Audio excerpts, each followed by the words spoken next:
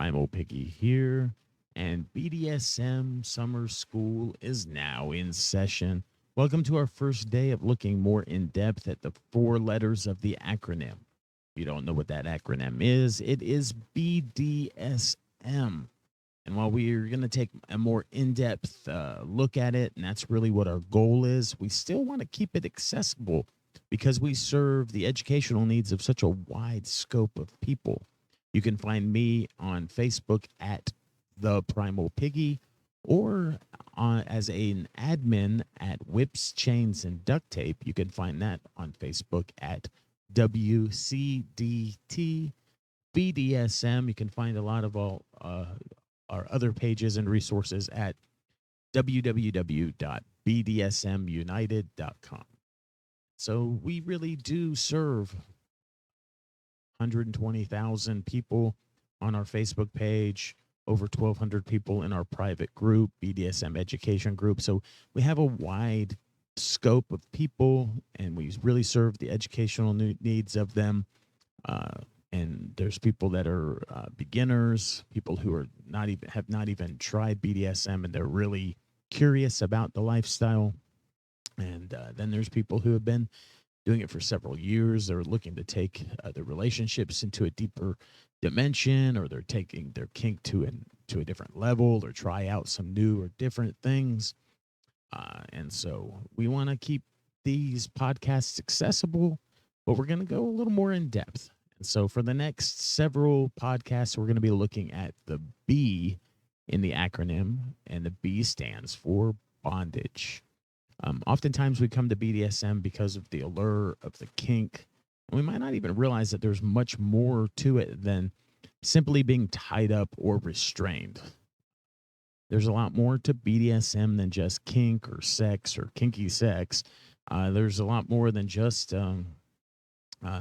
kinks and whips and floggers and paddles and there's a lot more than all that. There's underneath all of it is relationships, and so bondage is one of those things that actually has a meaning far deeper than the rope and the leather restraints.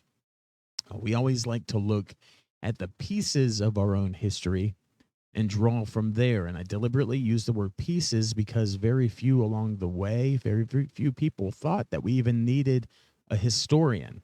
And as with much of history, it's pieced together from what we have. People were doing BDSM and they didn't even realize that they were making history.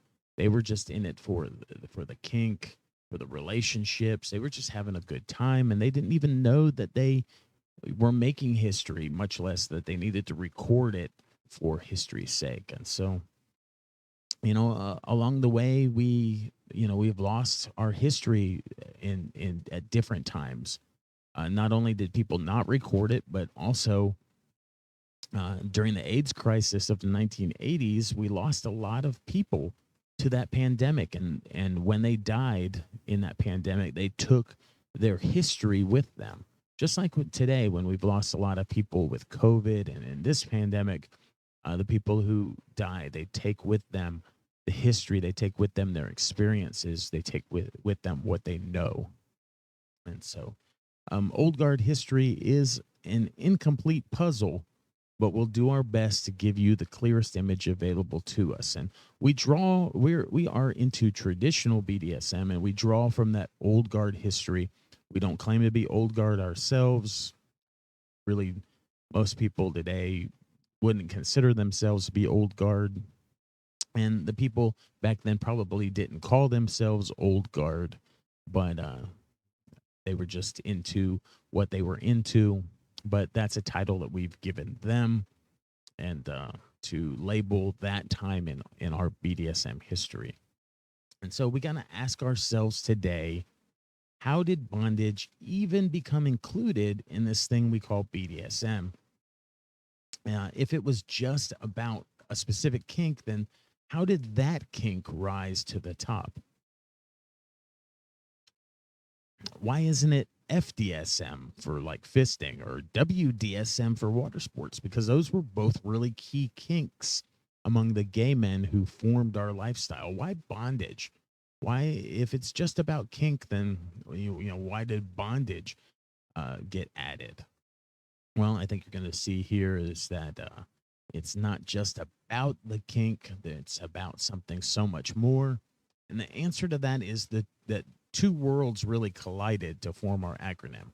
Um, these two groups of people, they may not have used these letters to describe themselves, but there were people that were